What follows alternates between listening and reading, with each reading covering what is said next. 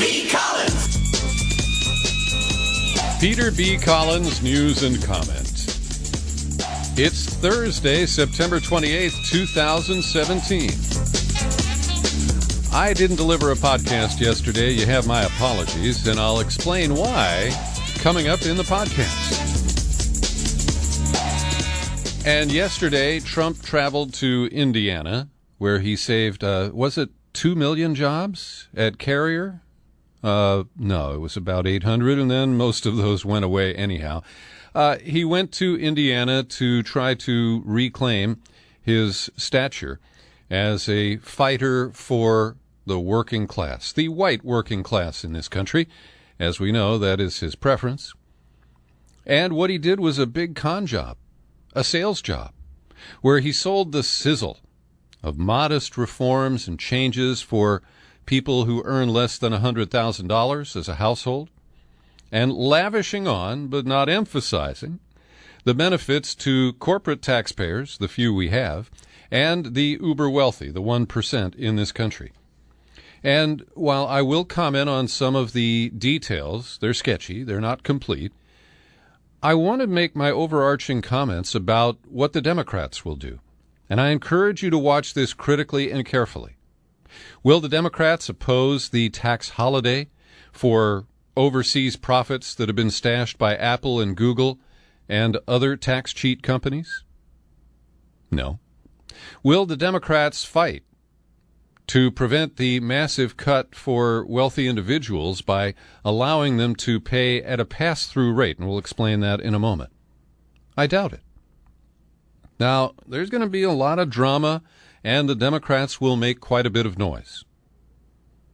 They will probably switch hobby horses with the Republicans and talk about how this tax cut plan isn't paid for in the most part, and will drive up both the annual budget deficit and the long-term debt, which is now over $20 trillion for the United States. So they will flip on the Republicans and probably use that to try to shame them into reducing the debt-based funding for the tax cuts that the Republicans are promising. And fundamentally, I think this is going to define just how corporate the Democrats are and just how far they have drifted from representing the working class and working families in this country. Now, I'd love to be wrong. I'd love to hear Nancy Pelosi stand up and say, you know, this is just a big package of bullshit that favors the rich, and Democrats will have nothing of it. But what you're going to find is that they're going to go with the flow here. They're not going to object to the big picture of the tax cuts for the wealthy that are packaged as tax reform. No, they're going to get in there and go to bat for the corporate interests that benefit the Democratic Party today. And that's where you and I are going to have to fight to get our Democratic, progressive, liberal representatives to actually work for you and me. And the one other thing that I predict is that almost no one will say, gosh, you know, if we want to give tax cuts to anyone, we ought to cut defense spending, because that is the biggest suck of American tax dollars. And in a bipartisan manner, the Congress has just shoveled more money at the Pentagon, $70 billion more than the Trump administration asked for. And my concern is that by ramming through massive tax cuts that drive up the deficit and the long-term debt, the Republicans will then return to their deficit hawk status and say, well, we've got to cut Social Security and Medicare, even though they're not part of the main budget. We've got to cut every entitlement item and every discretionary fund in order to pay for these tax cuts without cutting defense spending. So that is the little soap opera that I expect to play out over the next 3 or 4 months. Now, the New York Times lead editorial today gets it right. Trump's plan is a boondoggle masquerading as tax reform. And, of course, we don't really have a plan. Trump doesn't do that. He doesn't propose legislation. He doesn't get into the details. He says, give me a win and call it tax reform, and I'll sign it. Well, as the editorial notes here, this tax framework would greatly increase the federal deficit, would not turbocharge economic growth unless you think trickle-down works, and could leave many middle-class families worse off by ending deductions they rely on. It would do little or nothing to improve the lot of the working class. It would instead provide a windfall to hedge fund managers, corporate executives, real estate developers, and other members of the 1%. And can it be just a happy coincidence that Trump and his family would benefit bigly from this plan?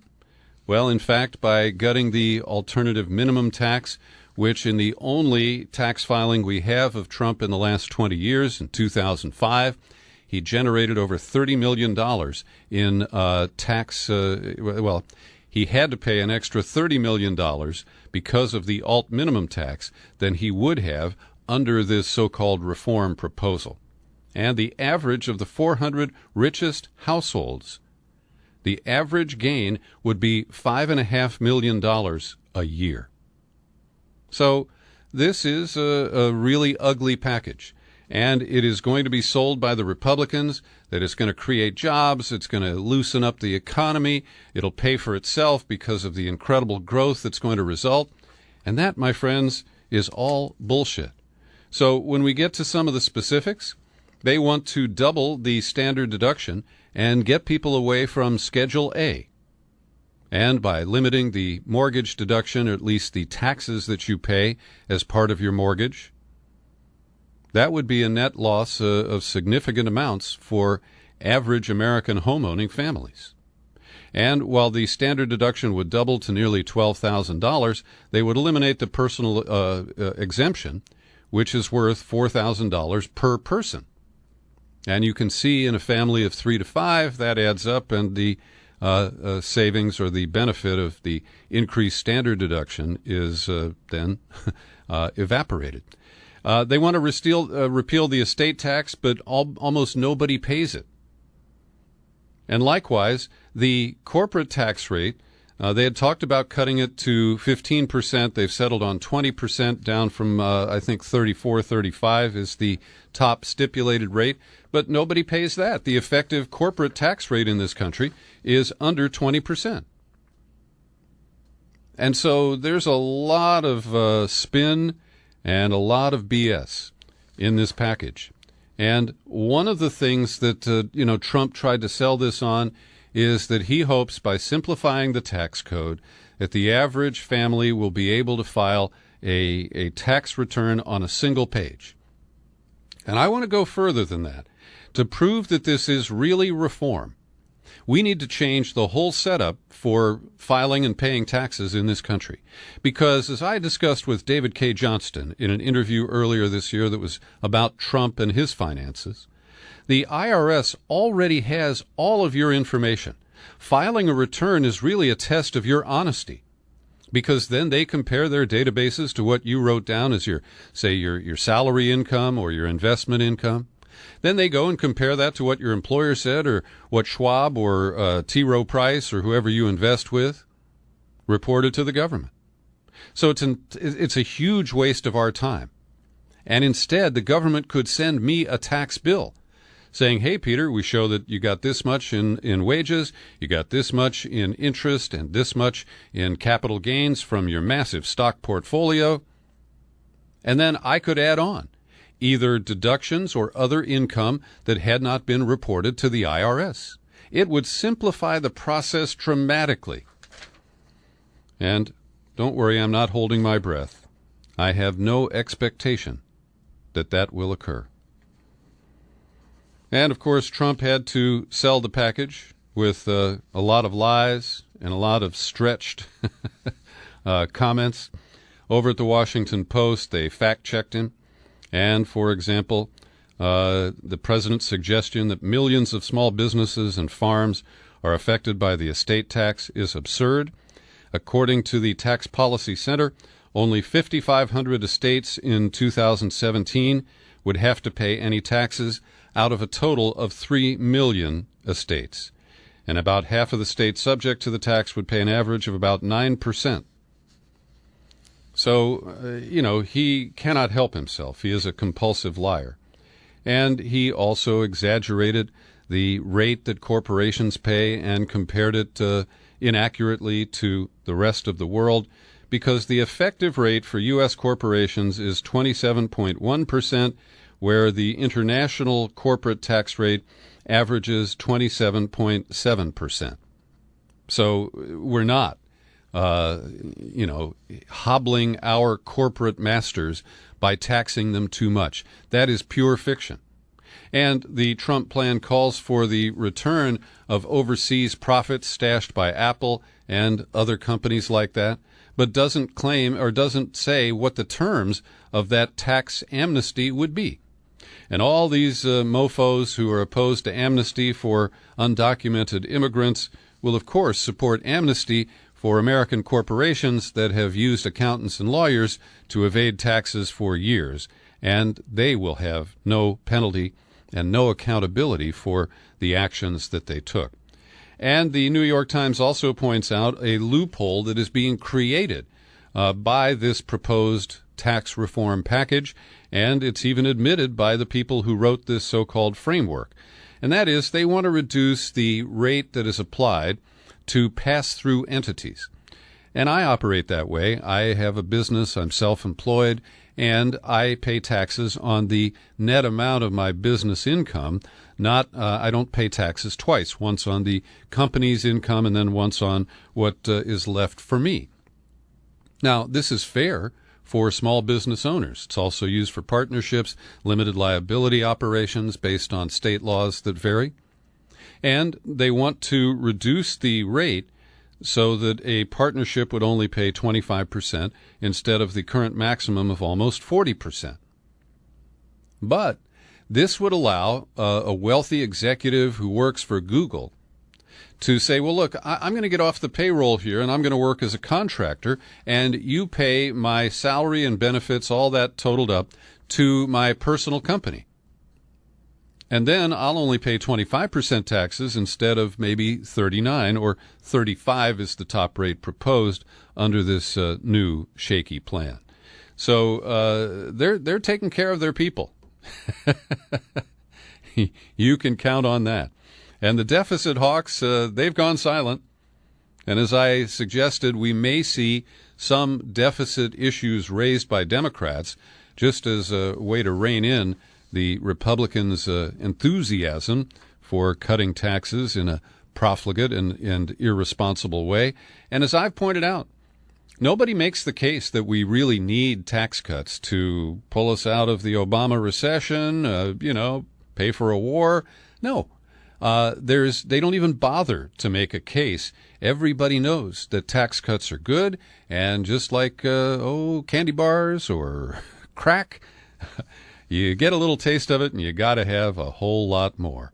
So the budget office is forecasting, let me take you back. In 2001, Bill Clinton had left George W. Bush with a surplus, and before Bush cut taxes, the government was projecting a $5.6 trillion budget surplus over the 10-year period from 2001 to 2011.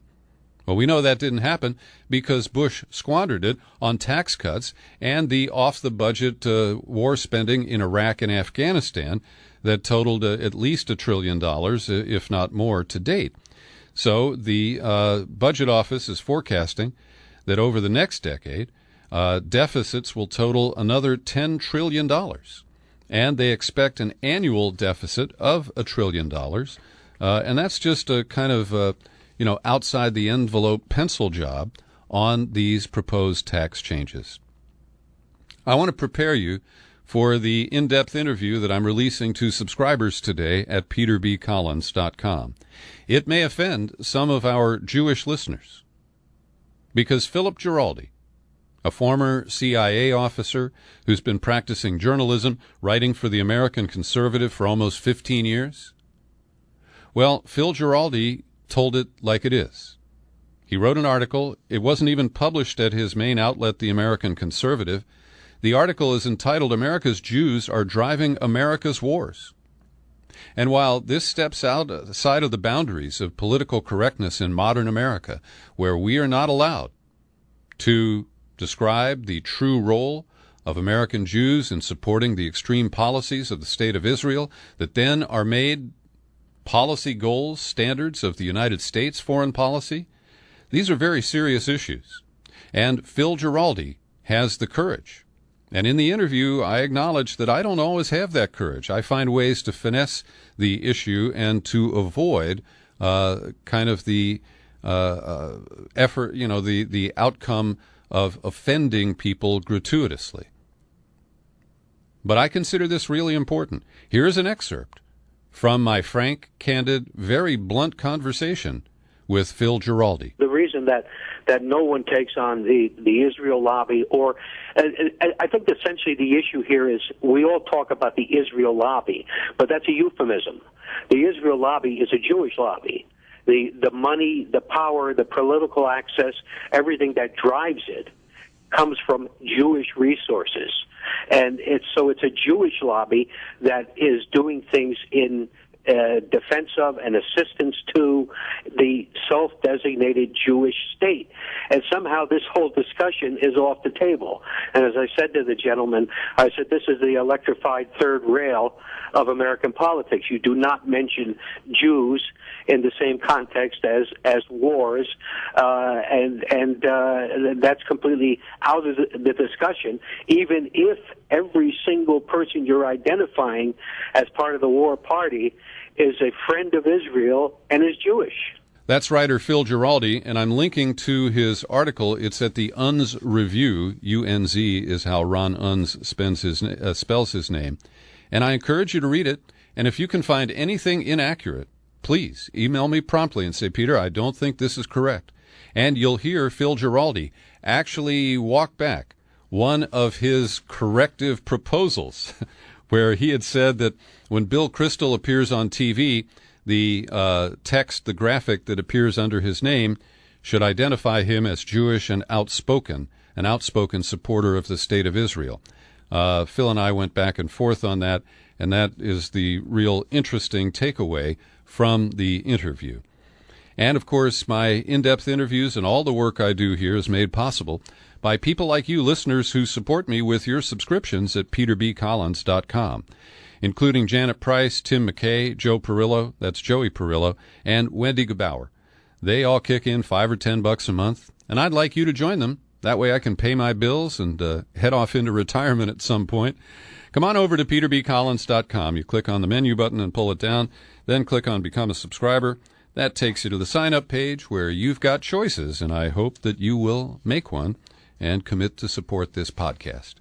Well, I mentioned that yesterday I did not release a podcast, and it's because on Wednesday mornings my studio is occupied. We host a Spanish-language radio show here.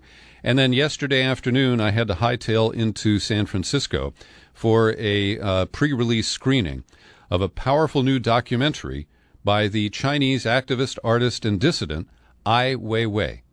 And you may know that I am very enamored of Ai Weiwei. I did a special report on his exhibit at Alcatraz a few years ago, and we've reported on the chance encounter that Ai Weiwei had on the streets of Berlin earlier this year with John Kiriakou, one of the political prisoners who was depicted in Ai Weiwei's powerful exhibit at Alcatraz prison just a few years ago. Well, his new documentary is almost 2.5 hours long, and it's worth it. It's called Human Flow, and Ai travels around the world to all of the places where displaced persons are migrating, hoping for a safe haven. He goes to Lesbos. He goes to the Libyan coast. He follows people being picked up as they cross the Mediterranean, people who were trapped at the Macedonian border. And he doesn't limit his scope to those who've been displaced by America's elective wars in the Middle East, but that is a central piece of it. And it's a different kind of documentary. He does appear in it, but unlike Roger, what's his name? Michael Moore. I wanted to call him his movie name. Unlike Michael Moore, he's not in your face. He doesn't dominate. He is very much a background figure in many of the scenes where he appears in the film, and it's slow-moving and on purpose because you really get to soak up everything that he saw on this international survey of refugees. I've been promised an interview with Ai Weiwei next week, and I hope it comes through. I'll be happy to bring it to you as soon as that occurs. And let's see, the movie will be released starting October 20th at art theaters here on the West Coast. Well, Trump did an about-face. Yesterday, he said that no, he's not going to waive the Jones Act to reduce the cost of bringing relief into Puerto Rico. And today, he had Sarah Huckabee Sanders, the White House press secretary, announce that he will issue such a waiver, but it's temporary. It is shorter than the waivers that were granted for Houston and for Florida. And most critically, Florida and Texas have ways to bring in building materials, medical supplies, food and water that don't involve ships. They're connected to the mainland in case you need a refresher on geography. But Trump has mentioned in his infantile way that Puerto Rico is an island, and there's a big ocean that separates it from the United States mainland. And this is one of the reasons that Puerto Rico is captive to much higher costs of shipping goods to the island. And the Jones Act is the primary driver. It requires that all such goods come in on American-flagged ships. And given the nature of the disaster, Puerto Rico can benefit immediately by allowing ships from South America, Europe, or anywhere else to enter its ports and drop off relief supplies. And we need to fully repeal this law because the rebuilding of Puerto Rico would face a 10 to 25% premium because of the way the Jones Act jacks up the costs of bringing items to Puerto Rico. John McCain recognizes this. He wants to repeal the Jones Act, and so does Luis Gutierrez, the congressman from Chicago, who is a Puerto Rican by descent and very committed to a better relief operation there. Also, I want to recommend a piece that David Dayen wrote at The Intercept today regarding the vulture capitalists who hold the massive bond debt. It's about $75+ billion of the Commonwealth of Puerto Rico. And I want to give Dayen credit because he contacted all of the people and entities who are known to be creditors of Puerto Rico, and in particular its power utility grid operator. The acronym for it is PREPA, Puerto Rico Electric Power Authority. So, PREPA is on its knees. It owes billions already, and the vultures who hold that debt are offering a debtor-in-possession loan to swap out the existing bonds. This transaction would amount to just under $2 billion, and it would put the vultures in an even stronger position to collect their money eventually. So I compare it to offering a payday loan because they're willing to cancel a mere $150 million in debt. They will delay any efforts to collect principal or interest for 2 years, but this is not going to help Puerto Rico. And the idea that the very people who have gouged the Puerto Ricans and who have preyed on the population there, which is not responsible for the debt load that was run up, is really unconscionable. And I hope you'll read David Dayen's piece. He's done a good job of explaining it. He lists all of the known creditors for Puerto Rico, and to his credit, he contacted or attempted to contact each and every one of them. Also at The Intercept, I am recommending Glenn Greenwald's latest piece, headlined, "Yet Another Major Russia Story Falls Apart. Is Skepticism Permissible Yet?" And this is something I have not had the chance to cover, but last Friday, the Department of Homeland Security announced dramatically that 21 state election websites or servers had been the subject of attempted hacks by Russians. No details were provided, And selectively and individually, a number of states said, oh, and DHS also told us that they were unsuccessful in penetrating our firewalls. The state of California is one, and so is, there's one other state that went public about this. It was Wisconsin. And so what we are learning is that for whatever reason, the Department of Homeland Security provided a false advance in the story of this alleged Russian manipulation of our election, only, as Greenwald points out, in fact, not a single one of these states has had its election systems targeted by Russian hackers. And our Secretary of State, Alex Padilla, who's kind of a lightweight, issued a statement. On Friday, my office was notified by Homeland Security that Russian cyber actors scanned California's internet-facing systems in 2016, including Secretary of State websites. Following our request for further information, it became clear that the conclusions of DHS were wrong. Now, in addition to that, Greenwald also dismantles the latest Russia hacked the election report that I'm going to refer to in just a moment, that indicates that Russia had this army of Twitter bots and that this has been established by a group which is called the Alliance for Securing Democracy. Well, the Times didn't do enough digging on this because this is a group of people who've lied to us before. Bill Kristol, Mike Morrell, the former acting CIA director, and Bush's Homeland Security Secretary, Mike Chertoff. And Greenwald notes this is different from Rob Reiner's group, which is called the Committee to Investigate Russia. But the Kristol, Morrell, Chertoff group has a simple tactic. They secretly decide which Twitter accounts are Russia bots, meaning accounts that disseminate an anti-American message and are controlled by the Kremlin. They refuse to tell anyone which Twitter accounts they decided are Kremlin loyal, nor will they identify their methodology for creating the lists. And the New York Times publishes this and presents it as fact. It's really nefarious, as Greenwald says. And he points out this claim now is instantly vested with credibility and authority, published by leading news outlets, and then blindly accepted as fact in most elite circles. No questioning of official claims is allowed. The evidentiary threshold which an assertion must overcome before being accepted is so low as to be non-existent, and the penalty for desiring to see evidence for official claims or questioning the validity and persuasiveness of the evidence are accusations that impugn one's patriotism and loyalty. I've been experiencing that. Well said, Mr. Greenwald.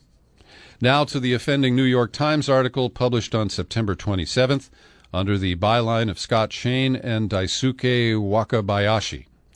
And it claims, again, based on this group, which it does not identify in the same way that Greenwald did, the Alliance for Securing Democracy, they just flatly say that they've been publicly tracking 600 Twitter accounts and that of 80 news stories promoted last week by those accounts, more than 25% had a primary theme of anti-Americanism.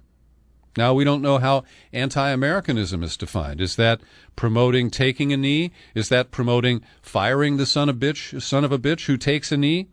Well, that detail is missing from the New York Times, and it is really sorry to see a great reporter like Scott Shane and an organization with a great history like the New York Times soil itself in this manner. Mark Zuckerberg has fired back at Trump's tweets and at criticism he says is coming from liberals. He said, Trump says Facebook is against him. Liberals say we helped Trump. Both sides are upset about ideas and content they don't like. That's what running a platform for all ideas looks like. Now, that's a clever way of parrying, and it does make sense up to a point. But I'm not sure what liberal critics he is referring to. He's talking about Clinton supporters, and I take offense that they're called liberals. Anyway, he also says that after the election, I made a comment. I thought the idea that misinformation on Facebook changed the outcome of the election was a crazy idea. Calling that crazy was dismissive, and I regret it. This is too important an issue to be dismissive of.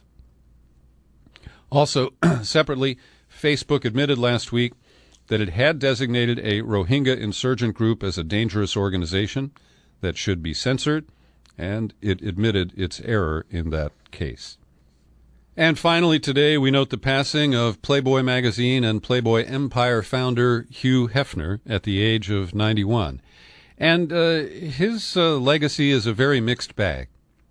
On the positive side, I want to say that as a teenager, I was able to con newsstand cashiers into selling me Playboy magazine. And it helped me mature sexually.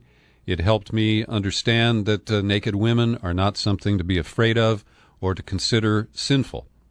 Now, at the same time, Hugh Hefner, while espousing a much more open-minded attitude towards sexuality, he also preserved a paternalist system. And the way he treated his girlfriends, the bunnies, the exploitation of women as objects, all those are very clear, and I don't defend them in any way. But he really was a critical figure in opening up American attitudes about sexuality, in creating the foundation for the sexual liberation movement of the 1960s. In his own way and unintentionally, he fueled feminism because of the way he treated the women in his magazine and the women who worked for him. And I was once invited to the Playboy Club in Chicago when I worked in radio there, and I have to say it was just weird, because these women with their breasts all pushed up and out and bending over in these odd ways to serve you a cocktail, they were really robotic mannequins. They didn't celebrate humanity or sexuality in any way. They were just objects. And I want to note, and I will link to it in the podcast show file for today, that there's a very critical piece written by retired journalist Suzanne Moore. And she recounts how she once wrote in an article that Hugh Hefner was a pimp. And I think a case can be made. Anyway, she's very bitter and angry, and she has a lot of legitimate criticism of Hugh Hefner. And I encourage you to read that and then decide for yourself, because the truth is somewhere in between the people who praise Hugh Hefner and the people who are his detractors. Thanks for listening all the way to the bitter end here in my daily news and comment podcast. It's available on YouTube, you know. I'm Peter B. Happy trails